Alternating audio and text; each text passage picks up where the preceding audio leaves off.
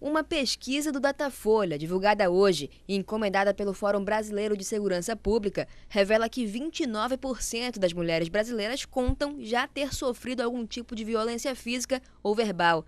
São 503 mulheres agredidas a cada hora no Brasil.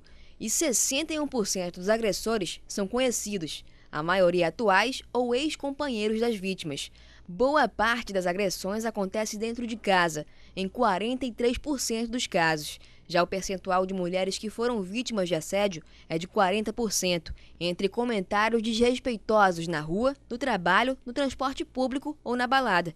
De acordo com o Mapa da Violência de 2015, 527 mil estupros acontecem anualmente no Brasil e 13 feminicídios são praticados por dia.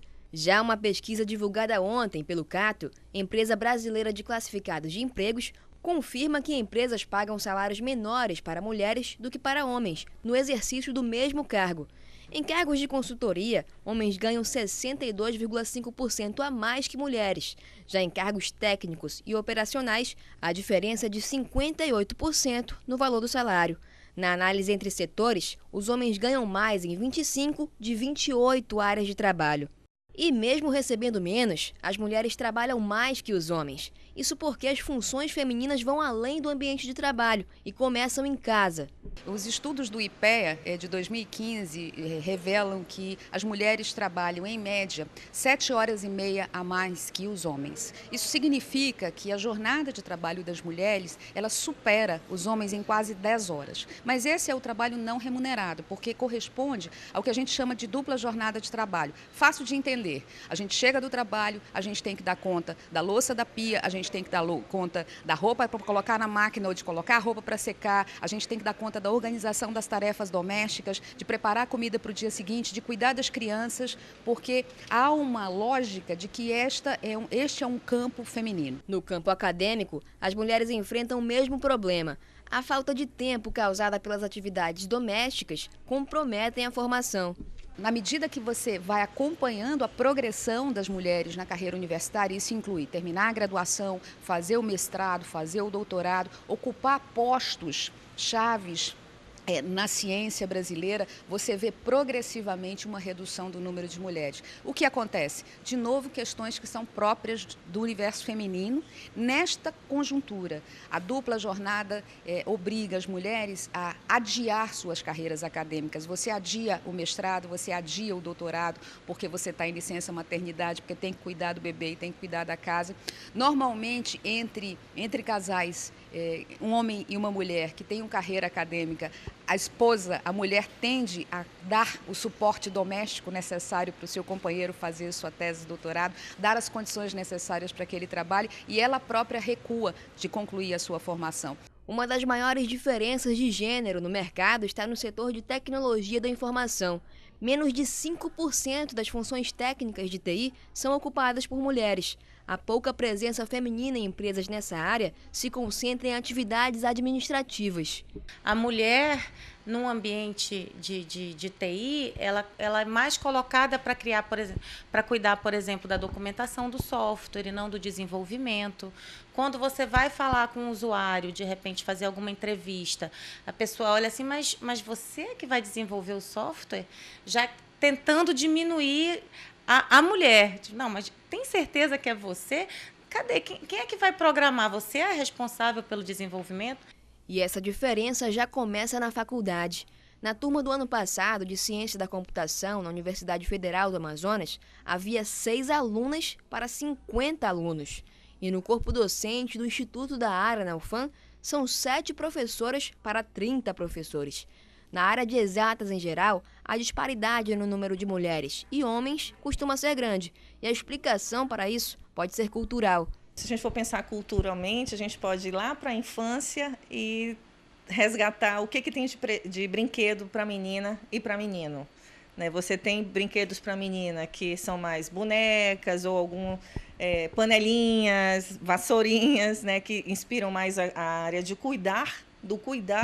E para meninos você tem os jogos de montar, você tem os quebra-cabeças, skates e as bicicletas. Então você tem a menina sendo a cuidadora e o menino sendo o que enfrenta desafios.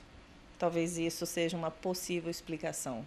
Com tantas diferenças de gênero, será que neste 8 de março as mulheres têm mais a comemorar ou a reivindicar?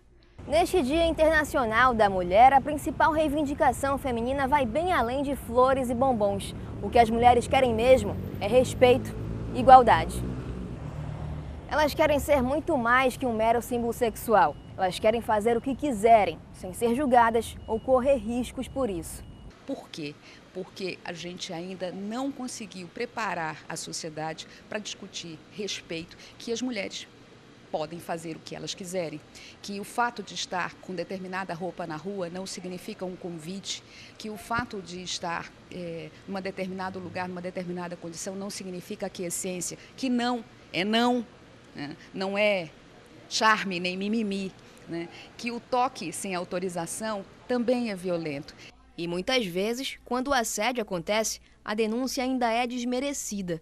E às vezes, quando o ambiente é só masculino e ela até tenta falar alguma coisa, o homem diz assim, não, mas tu tá exagerando, não tem nada disso, você viu coisa onde não tinha. Né? E ela acaba sendo desacreditada. Ou de outra maneira, às vezes pode dizer assim, mas também você veio com aquela mini saia, você queria que o cara fizesse o quê com você? Né? Então, esse tipo de coisa acontece, mas não acontece só na TI, não. Acontece em qualquer ambiente. No ambiente masculino, claro, tende a ser potencializado. E como equilibrar essas diferenças entre homens e mulheres? Educação e empoderamento podem ser a resposta. Há poucos anos atrás, quando se discutia o direito de voto feminino, diziam que nós, mulheres, não tínhamos condições de votar porque nossa capacidade intelectual não ultrapassava a de uma criança e um menino de 12 anos. E por isso nós não podíamos ter direito a voto. As mulheres que defendiam o voto feminino eram chamadas de loucas. Né? Eram chamadas de irresponsáveis, que iam destruir a família, né? Que iam destruir a sociedade, porque as mulheres iam passar a decidir aquilo que elas não tinham condições de decidir. O que eu estou querendo trazer com esse exemplo é que isso muda culturalmente, o modo de pensar de uma sociedade muda culturalmente. E se a gente tiver educação de gênero nas escolas, a gente vai dar um passo importantíssimo para ensinar meninos e meninas que homens e mulheres precisam ter direitos iguais, que mulheres podem fazer o que elas quiserem, que é preciso ensinar respeito, a diversidade, a diferença. É preciso ensinar que homens e mulheres têm responsabilidades iguais na construção dessa sociedade. É preciso combater muito duramente a cultura machista. E essa educação ela começa na escola. E o enfrentamento faz parte da solução. A motociclista Valdesta Costa cansou de ser rejeitada em motoclubes masculinos que proíbem a presença de mulheres no grupo e montou o próprio. Eu nunca ia poder ser uma membro, porque eu sou mulher, tem esse preconceito e é uma tradição deles, então eu não podia fazer parte por isso, por ser mulher, né? Aí eu resolvi juntar umas pessoas que andam comigo e nós fundamos esse motogrupo, né? As Amazonas, que é justamente para quebrar esse gelo aí de não poder. Agora só que no meu também não entra homem, é só mulher, entendeu? O empoderamento de Valdesta é maior que o machismo de quem acha que mulher não consegue pilotar uma moto e faz com que elas passem da garupa para o guidão, ignorando preconceitos e comentários maldosos. Enfrento isso no trânsito direto. Às vezes até preconceito pelas próprias mulheres, né? Algumas aplaudem, né? Por ver uma mulher pilotando uma moto grande, entendeu? Porque não é todo homem também que pilota uma moto dessa. E a minha intenção é ir para uma maior. Não baixar de cilindrada, é aumentar, né? Então, sempre vai ter esse preconceito e acho que se você não encarar de frente, você não sai nem de casa. Essas meninas provam que juntas as mulheres podem tudo. E podem tanto ou até mais que os homens. A mulher, além da questão de conhecimento técnico, ela tem um poder de fazer múltiplas tarefas, né, que é uma coisa inerente de mulheres, né, da nossa característica. Então, elas conseguem, além da questão técnica, lidar com equipes, lidar com perfis diferenciados em equipes, diferente de homem. Digo isso até pelo exemplo do meu marido, que é líder de equipe em uma empresa. Então, é diferente a percepção que nós temos dentro de uma empresa, e eu acredito que por nós crescermos com a característica de lidar com várias coisas na vida, por exemplo, ser mãe, ser trabalhar no mercado e lidar com a família num todo, a gente consegue ter essa capacidade de lidar com diversas coisas, diversos desafios e saber posicionar isso no dia a dia com louvor. Na verdade, a menina tem que ter o direito de escolher o que ela quiser, seja a área de cuidadora, seja uma área de saúde, de humanas ou uma área de computação.